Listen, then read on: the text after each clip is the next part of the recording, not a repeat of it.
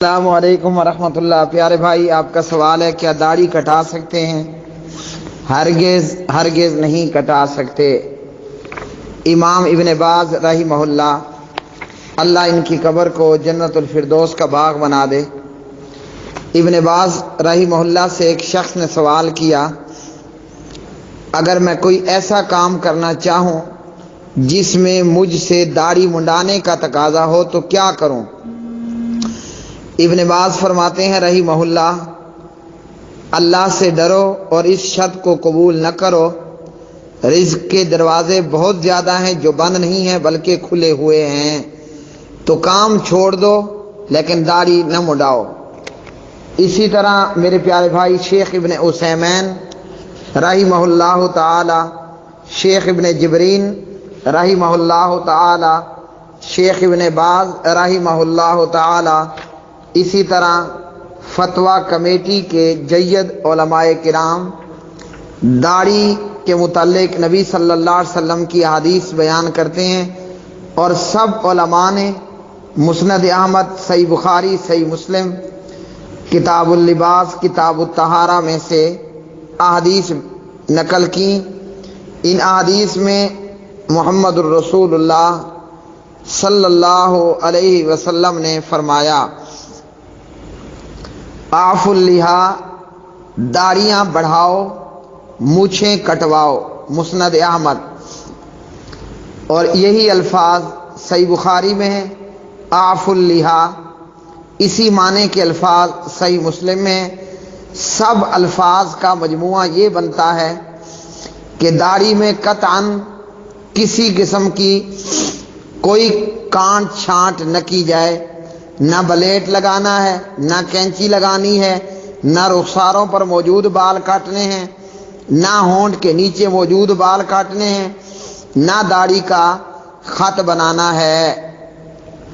اسی طرح نبی صلی اللہ علیہ وسلم نے فرمایا، خالف المشرکین ووفر اللحا واحف الشوارب، صحیح بخاری کتاب اللباس۔ مشرکین کی مخالفت کرو، داڑھیوں کو بڑھاؤ اور مونچھوں کو کٹواؤ۔ تو کس کی مخالفت کا حکم دیا؟ مشرکوں کی مخالفت کا حکم دیا۔ صحیح مسلم کتاب الطہارہ میں نبی صلی اللہ علیہ وسلم فرماتے ہیں، خالف المجوسا، مجوسیوں کی مخالفت کرو۔ کیا مخالفت ہے؟ مونچھیں کٹواؤ، داڑھیوں کو بڑھاؤ۔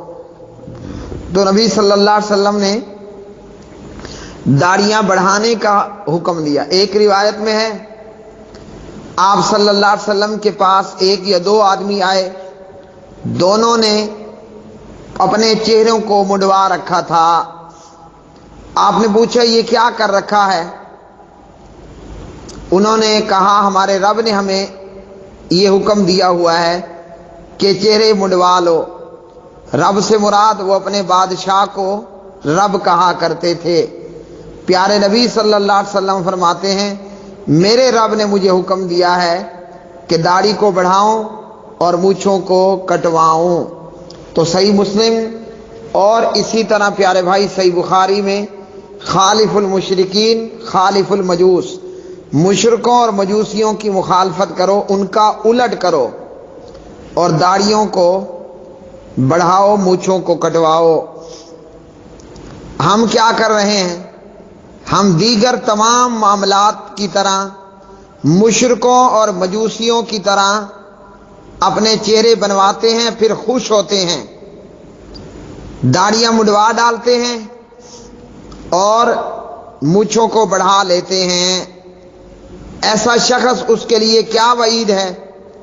من تشبہ بقوم فہو منہم ومن احب قوما کان حشر معہم، رواہ ابو داود وغیرہ۔ جو جس قوم کی نقل کرتا ہے وہ انہی میں سے ہوتا ہے، انہی میں سے ہوگا، اور جو جس قوم سے محبت کرتا ہے وہ انہی کے ساتھ قیامت کے دن اٹھایا جائے گا۔ دنیا میں داڑھی منڈے کو داڑھی منڈا ہوا چہرہ بڑا پسند ہے، قیامت کے دن اس کا حشر کس کے ساتھ ہوگا؟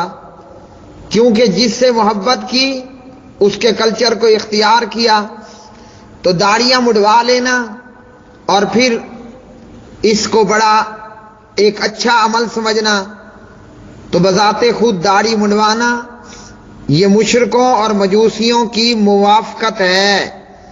تو جو مشرکوں اور مجوسیوں کی نقل کرے گا، ان کو کاپی کرے گا، جب یہ داڑھی منڈا قیامت کے دن اٹھے گا تو دیکھے گا دائیں جانب بش ہے، بائیں جانب اوباما ہے، سامنے کو مودی ہے، پیچھے کو کوئی اور سودی ہے خبیث۔ تو اس لیے جو جس قوم سے محبت کرتا ہے، قیامت کے دن اس کا حشر، اس کا اٹھایا جانا بھی انہی لوگوں میں ہوگا۔ تو کسی قوم سے محبت کی یہ علامت ہے کہ اس قوم کے کلچر کو اختیار کر لیا جائے۔ ہمارے پیارے نبی صلی اللہ علیہ وسلم نے ہمیں حکم دیا ہے مشرکوں اور مجوسیوں کی مخالفت کر کے داڑھیوں کو بڑھاؤ، مونچھوں کو کٹواؤ۔ تو ہمیں اللہ کا ڈر، اللہ کا خوف کرنا چاہیے اور داڑھیوں کو معاف کر دینا چاہیے، داڑھیوں کو چھوڑ دینا چاہیے، داڑھی کو لمبا کرنا چاہیے اور اس پر خوش ہونا چاہیے۔ واللہ عالم الصواب۔